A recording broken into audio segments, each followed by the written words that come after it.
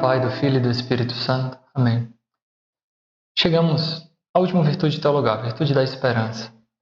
A virtude da esperança, de um modo cristão de falar, não é somente ter aquela ingenuidade própria das crianças que, tudo vai melhorar, sabe? Aquele otimismo, muitas vezes destituído de qualquer realidade, sabe?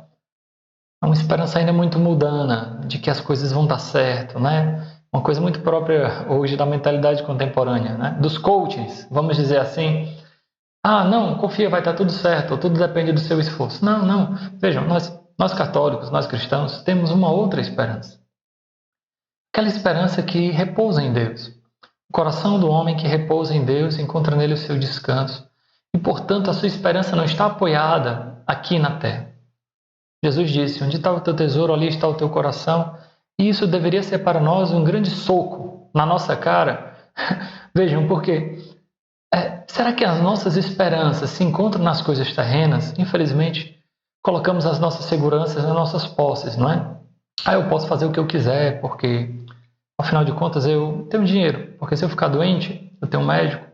Se eu ficar com fome, eu tenho dinheiro para comer, e etc. Colocamos a nossa expectativa no dinheiro.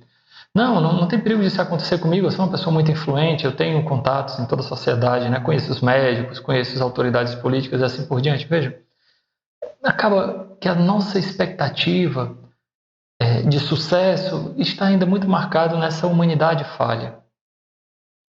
Infelizmente, esse tesouro o ladrão rouba, a traça corrói, o tempo enferruja, entende? A nossa esperança não está nas coisas aqui da terra. Confiando em Deus, o meu coração está seguro, diz o salmista. Está seguro e nada teme, porque o Senhor é minha herança, né? Vejam, que belo é isso. Confiar que o Senhor é sua herança. Confiar que as minhas humanas expectativas, mesmo que sejam frustradas, mesmo isso faz parte de um plano, de uma providência de Deus. A palavra providência significa precisamente videre, ver, a favor, providere, uma visão de Deus que é a nosso favor. Tudo concorre para o bem dos que amam a Deus. Então, a nossa esperança, por exemplo, diante de uma doença, não é simplesmente ficar curado da doença.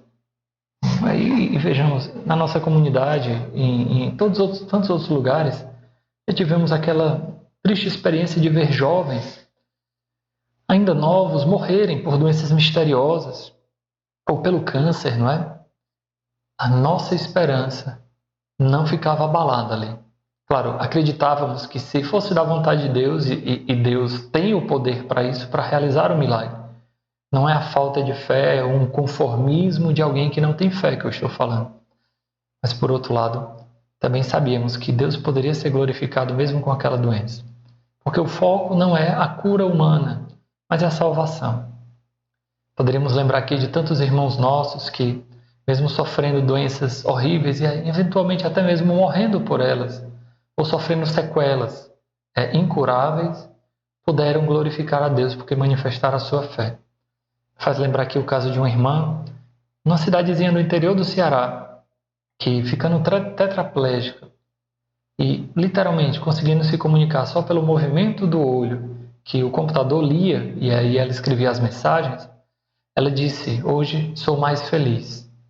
Porque antigamente eu era uma mulher mundana que vivia nas festas e achava que minha felicidade estava em coisas que passam. Hoje, sei que minha felicidade está em Deus. Meus irmãos, ver isso, não é escutar, porque nem sequer falar ela falava, ela só fazia barulhos, né? E aí a gente entendia que ela queria falar conosco, e aí ela falava através do computador. Escutar, ver isso de uma mulher que literalmente perdeu tudo, é ter a certeza de que essa esperança não decepciona. A esperança da vida eterna, a esperança de que dá certo, mesmo quando não dá certo, humanamente falando. Me faz lembrar outra vez de um testemunho que fui dar para os irmãos na casa São Francisco, na nossa casa de ressocialização, no último estágio da nossa caminhada dos irmãos acolhidos.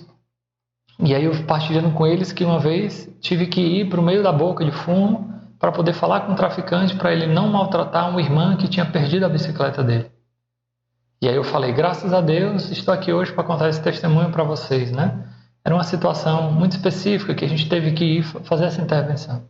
Aí o irmão disse assim, é claro, Deus protege os seus, né? A gente tem que confiar nisso.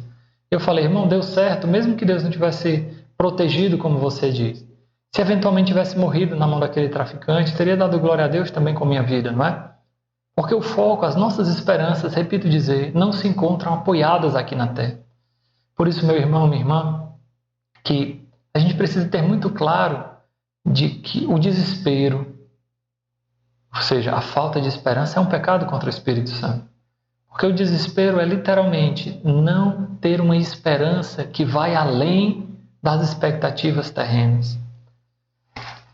Então, a virtude da esperança, meu irmão, é ancorar o nosso coração na eternidade. E talvez esse seja o grande desafio, porque coloque em xeque, em posição crucial, a nossa fé.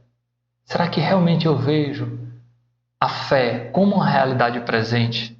E, portanto, será que a minha esperança está naquelas realidades futuras que Deus tem reservado para aqueles que o amam?